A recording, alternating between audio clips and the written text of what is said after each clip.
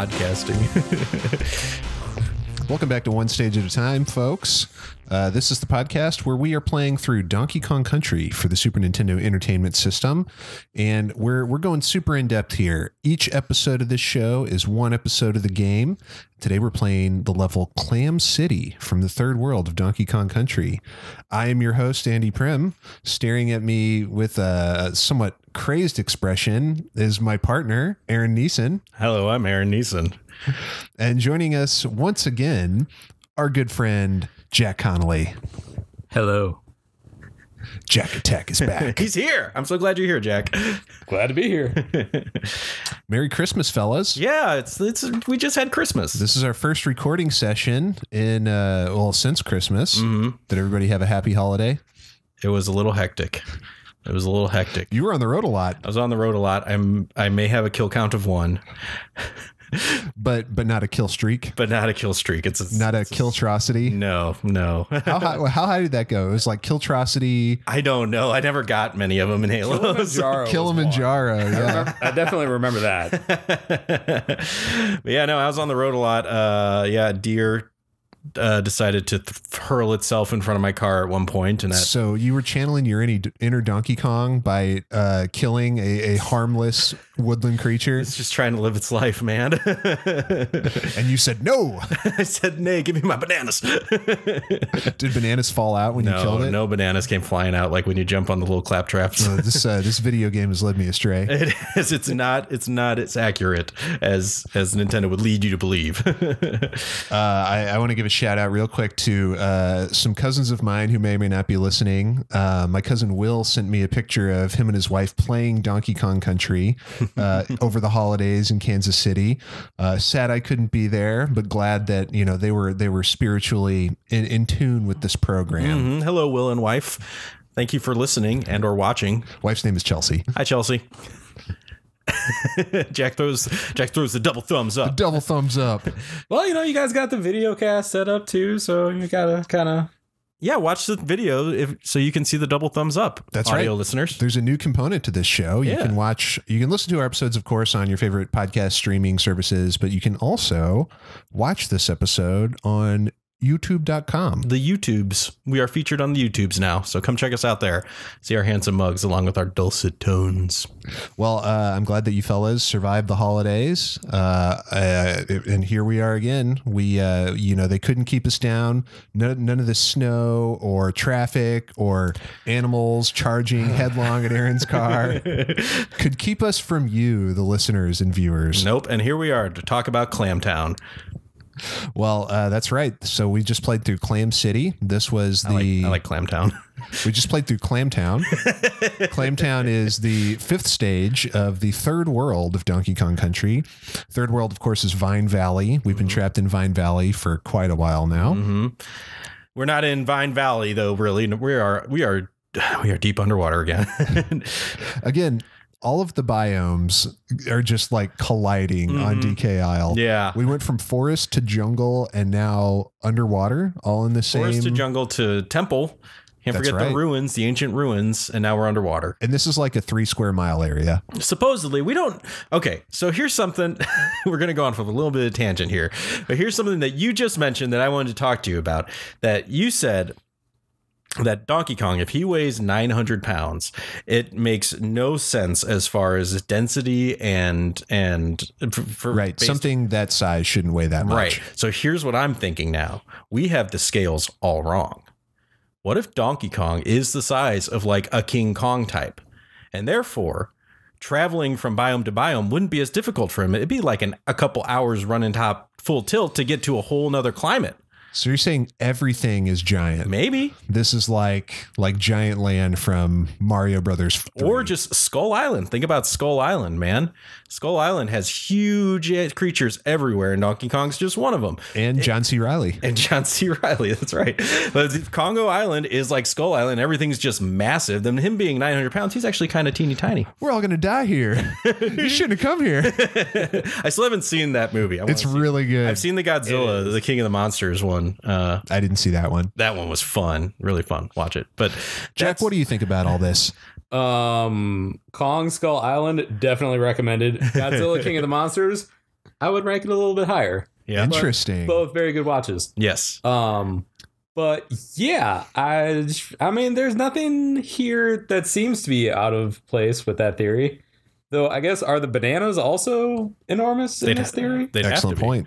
They'd have to be. I mean, we already know that giant bananas in relation to Donkey Kong exist. So why wouldn't all the other ones be giant bananas in relation to regular bananas? Well, this is all very interesting. We're gonna need David Attenborough on the scene to sort this out. It's a theory that struck me as soon as you were like, if he's 900 pounds, his density is all out of whack. Well, what about when he meets Mario though? And Mario is like almost the same height as Donkey Kong. Well, remember when you first meet Donkey Kong in the original Donkey Kong arcade? He's quite a bit larger than Mario. He is, but in Mario versus Donkey Kong, because in the original Donkey Kong, that's Cranky Kong. That's not Red Tie Donkey Kong. Yes. In Mario versus Donkey Kong, they're more. I mean, Donkey Kong's bigger, but they're not that different in terms of size. Yes, but in Smash Brothers, Donkey Kong is even bigger than Bowser. No, he's not. Yeah, he is. I don't know. They're both pretty big. He's pretty jonky. We'll have to fire up the old Smash Brothers and do a comparison test. We will. We'll have to. But yeah, no, I feel like I noticed that. I was like, dang, Donkey Kong's even bigger than Bowser. He's a monster. My man is chonky. Oh Lord, he coming. Should have been Chonky Kong. But yeah, I don't know. Like there's all these weird little things that we keep noticing make me want to just like pick apart these tiny, like, oh, what if they are giant? And what if this Congo Island is actually the size of a continent and they're just scampering around? Like, that's what this podcast is for. What do you think, listeners? Do you think is this a plausible theory? Is Donkey Kong actually 35 feet tall?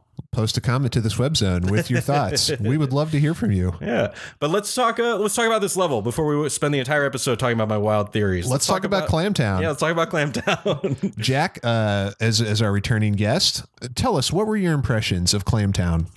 It was a decent bit harder than I thought it was going to be. Played it years ago on the Game Boy Advance. Remember liking it. Okay. And yeah, this took 5 tries through. Did not succeed at ultimately defeating the level in any way.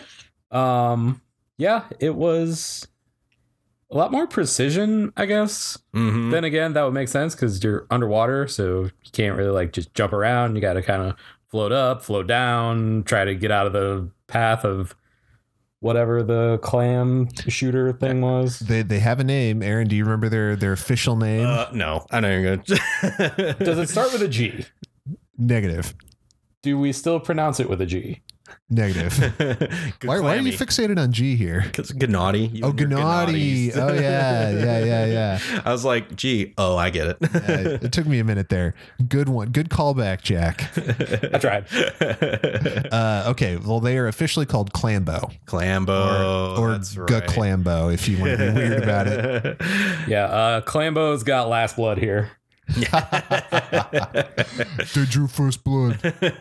Yeah, Jack, I watched you play it.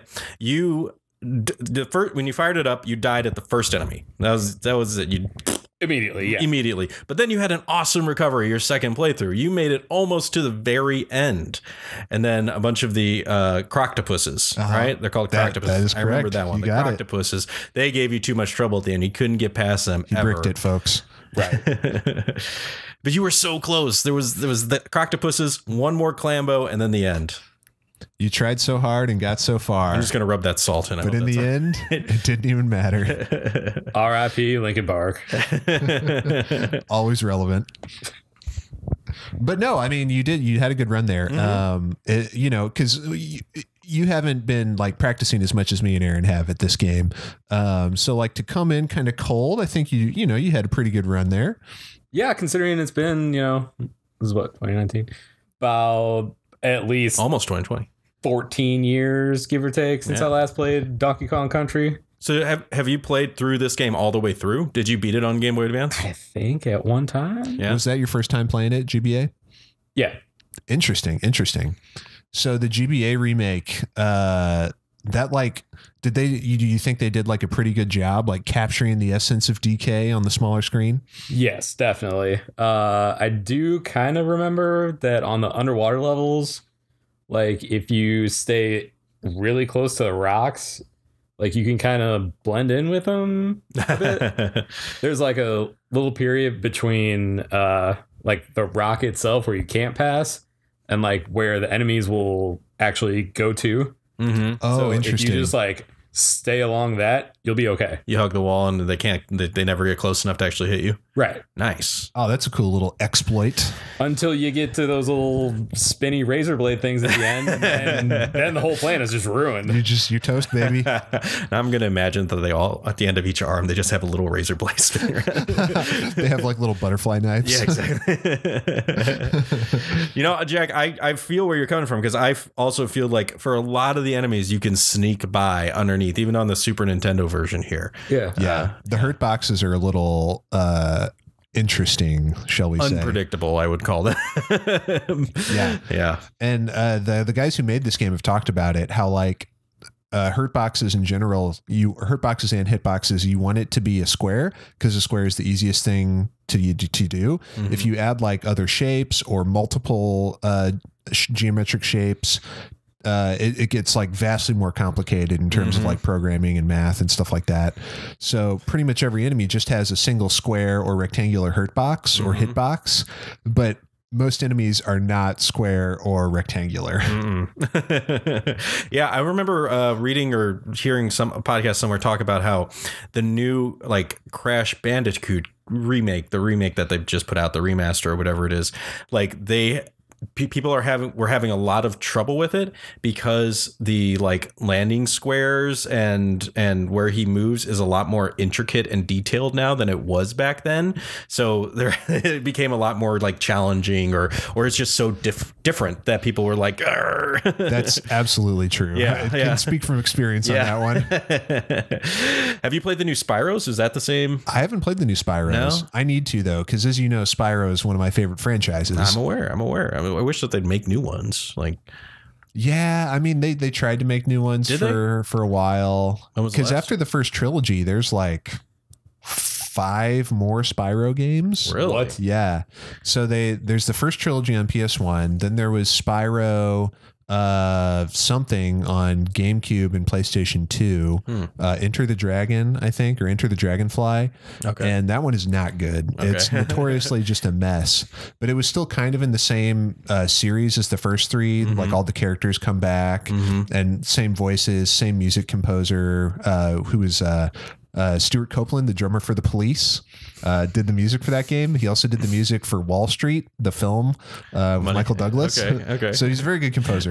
Anyway, so there's that game. Then they made one called A Hero's Tale, which was like a soft reboot. Okay. Which was better, but still kind of lacking something. And then they did another soft reboot, or a hard reboot for a new series called The Legend of Spyro, which is supposed to be like an epic fantasy trilogy. And so they made 3 games in that trilogy. And they had Elijah Wood doing the voice of Spyro and David Spade doing the voice of Sparks the Dragonfly. It's pretty wild. The games are not good, unfortunately. They tried to do like a combo system, and instead of like just breathing, they made it so that you had like a meter, so you ran out of breath power. Had to recharge. Yeah.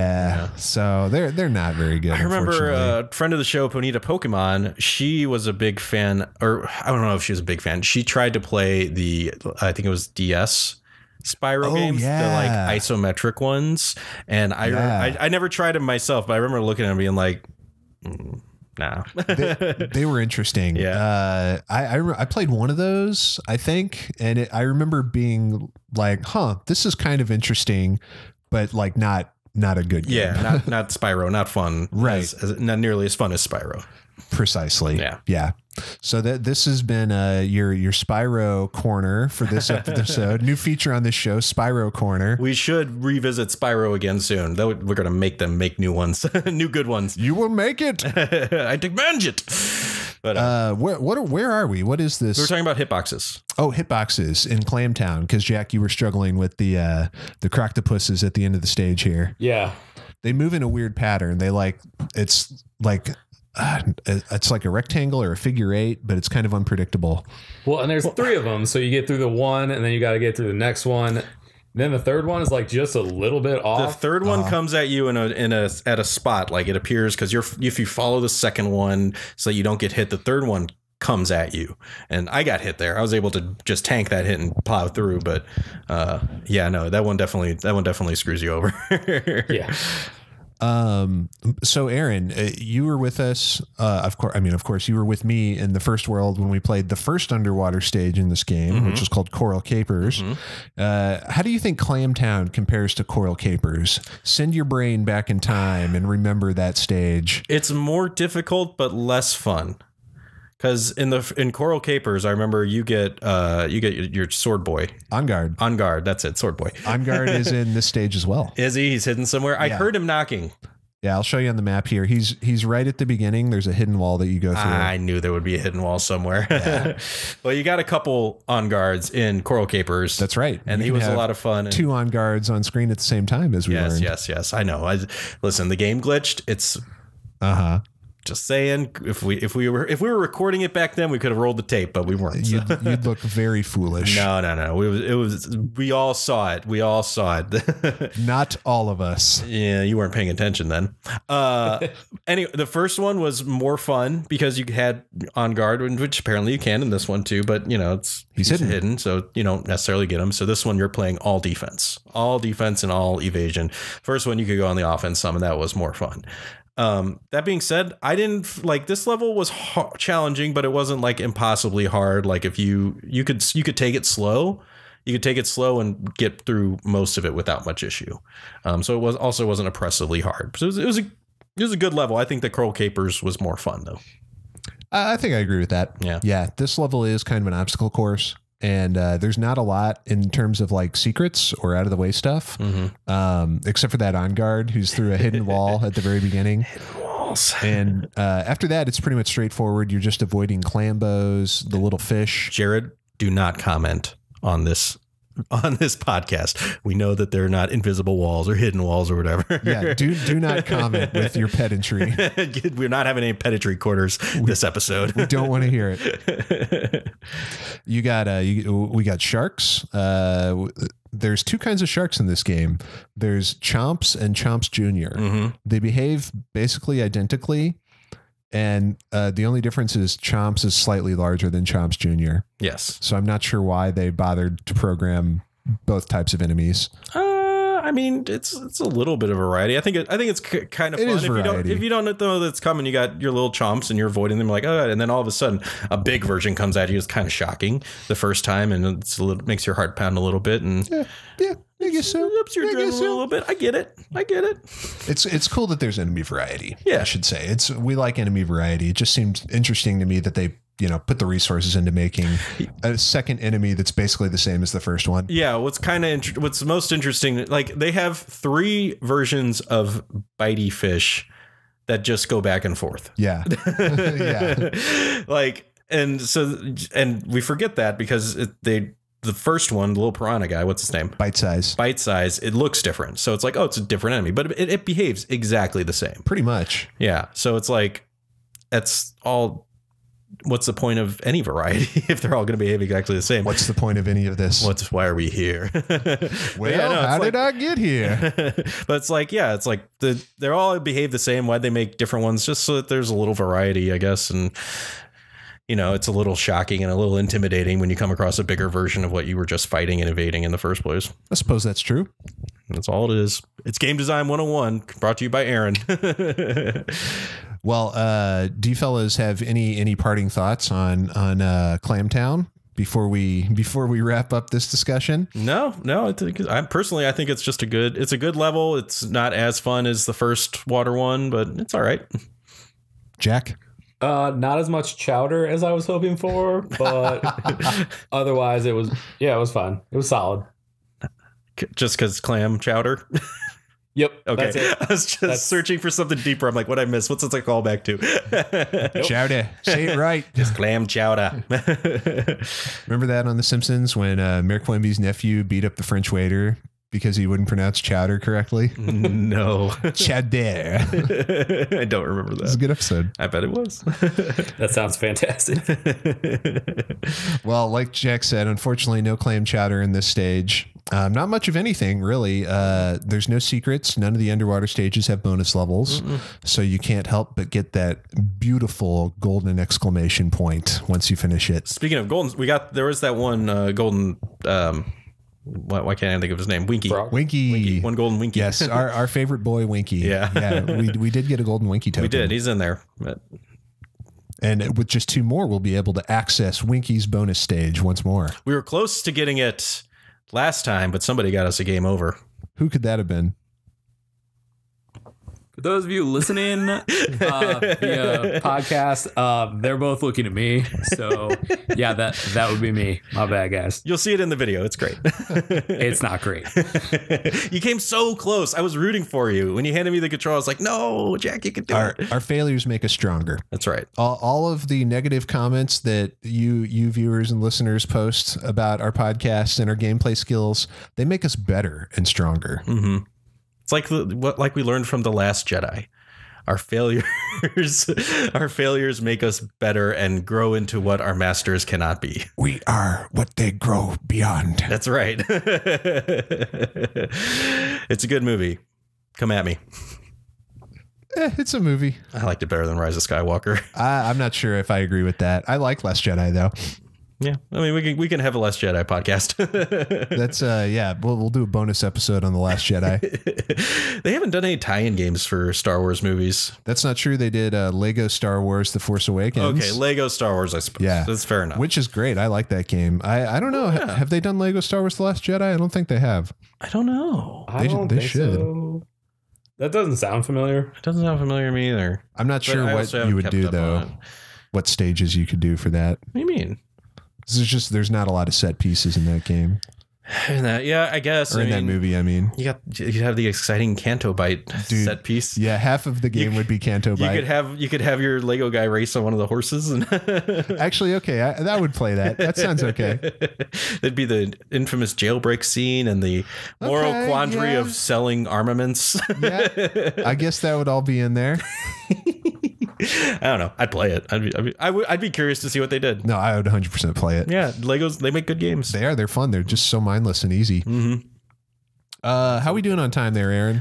We should probably wrap it up unless you got some lore corner to visit or something. Well, I did just very briefly want to visit the lore corner. Let's do it. If we can squeeze it in here. I love the lore corner. We need some drops for all the different segments that we do. Yeah, I'll work on that. We need to get like a soundboard. Yeah. A little riff that we play for the lore corner. Yeah. It's the lore corner. Ow! So for today, we got it. We got it now. We got it. If you can just isolate us doing that. Excellent. For the lore corner today, I wanted to talk a little bit about Cranky Kong, the original DK himself. We've talked about him several times on this show. Yes. But the murderer. The murderer. Wait, when did he do murder? Hashtag Wrinkly Kong didn't kill herself. Well, it's funny you should mention Wrinkly Kong because she has sort of an oblique reference in this game. Really? So she doesn't appear in this game. No, she doesn't appear in this game. Right, she appears in the next one. Yeah, and then she's in part 3, and then she's dead in Donkey Kong 64, which is pretty dark for Nintendo and Rare. It really is. Yeah, at least that's franchise. I know with Conquer they got a little darker, but that game gets a little bit blue. It's a little weird, a little adult. But I mean, it was a bad fur day, so yeah, we've all been there. Bounce on some dandelions. Well, Cranky Kong, as you know, we can visit his cabin, and he provides a mix of abuse and helpful information and braggadocio. But one of his lines references a Mrs. Kong. When you first arrive at his cabin, he says, "This sure beats a visit from Mrs. Kong. How can I help you?" So apparently they're estranged. Yeah.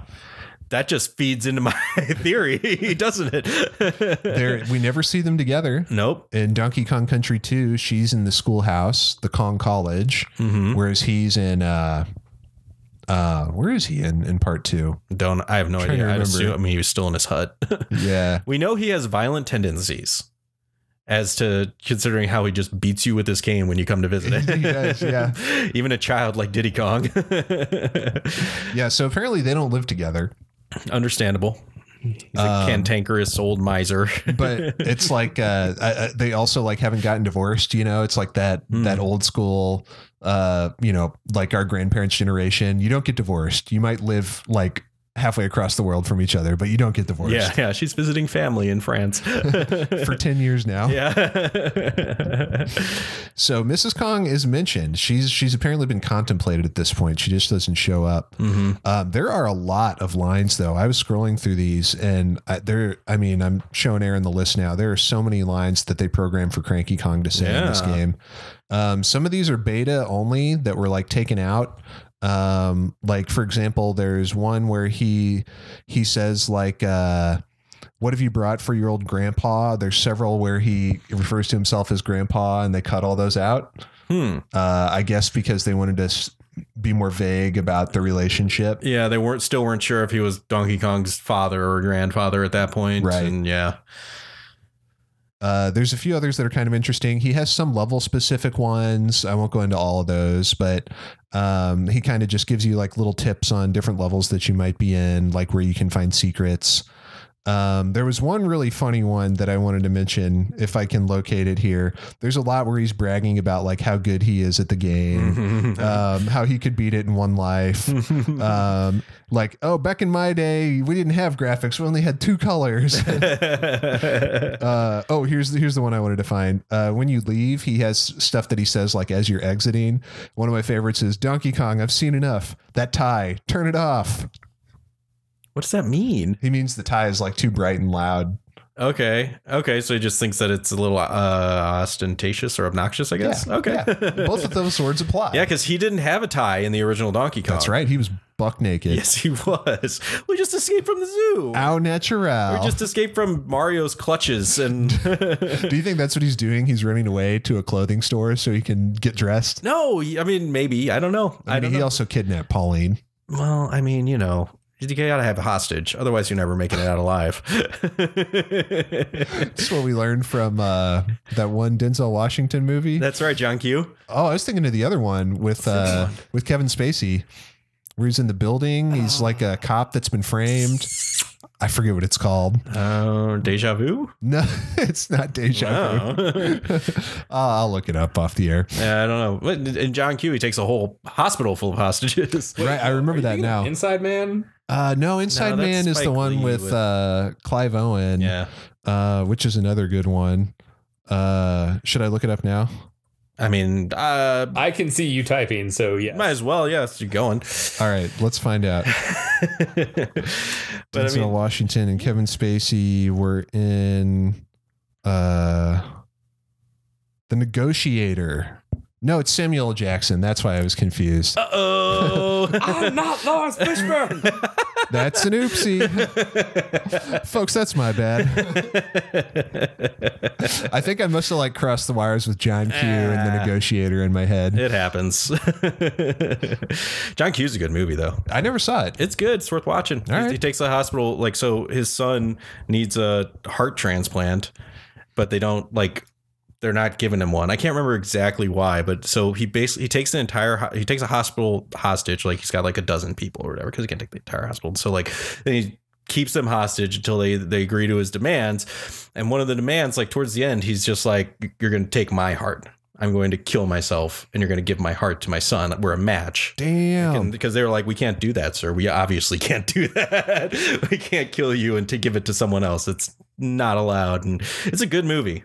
It's a good movie. I'm not sure. That's interesting. Yeah. But like after the point where he killed himself, couldn't they just be like, all right, well, this hostage situation is over? Basically, yeah. Yeah. So they should. Well, he's like, so if when I. So we're the police negotiators would just be like, okay, do it. No, because they can't have him kill himself. Oh, well, okay. I guess not. But like that doesn't look great, but yeah, I guess it would be a solution. Yeah, they have like an acceptable like casualty limit on stuff like that. I guess. Like, I think at that point it was more about convincing the doctors who were hostage with him to do the procedure to take his heart immediately and like put it on ice or whatever. Okay. All right. I think. Like a moral It's been a quandary. long time since I've seen the movie, though. It's been It like sounds like 15 it's years. a commentary on the American healthcare system. It absolutely is. If anyone doubts that Medicare for all is the best solution, watch the movie John Q with Denzel Washington. Then that was a visit from Bernie K. Rule. Yeah. Thanks for stopping in, Bernie K. Rule. Bringing your socialist program to DK Isle. I support it, man. And he's got a sick pirate ship. Dude, Bernie should have a pirate ship. I would love it if Bernie had a pirate ship. He needs to secure the sail pirate around boat. on. The coveted pirate boat. There's the silent majority. And who needs healthcare more than pirates? They're riddled with scurvy. They eat nothing but meat, salted pork. Fish. They catch fish, don't they? Well, you're supposed to eat fruit. That's how you prevent scurvy. Right, I know. But Right. they eat fish. And that's Fish is a kind of meat, though. okay, fair point. That's fair. All right, folks. Well, this has been a great episode of One That was Stage your at a Time. ichthyology lesson. Jack, thanks for joining us on this wonderful episode. Yeah, no problem. Yeah, we sailed the 7 seas together. Do you think you might stick around for another one? Yes, but I believe the next one is a boss fight, and I'm not looking forward to that. Ooh, Jack is correct. Next up, we are facing off against the boss of Vine Valley, Queen Bee herself. Oh boy. In Bumblebee Rumble. Oh boy. I hope you boys are ready for this. I'm not. The zingers. The zingy girls. Well, folks, it's been real. Please tune in again next time for the boss stage, Bumblebee Rumble. We'll be back in your podcast feeds very soon. Please like and subscribe to all of our things, our YouTube channel, our podcast. Leave us a comment. Send us an email. What do you think about water levels? Do you like them? Do you hate them? I don't like them mostly. Yeah, they're okay. I don't know. This game has better ones than most, but in general, water stages are misguided. Yeah, I agree with that. Yeah. What do you think, listeners? Tell us what you think, listeners. Follow us on Twitter. Follow us on all the social medias. We're out there. We're listening. Aaron, do you have anything else you want to tell the listeners before we sign off today? I love you guys. Thank you for listening. Oh, that's so sweet. He does it for you folks. Yep, that's all for you guys. Jack Attack. When we wrap up an episode of this show, we generally have a sign off that we do. Do you want to do the sign off for us? Let's save and continue, right? Yes, right. yes, that is right. Save and continue.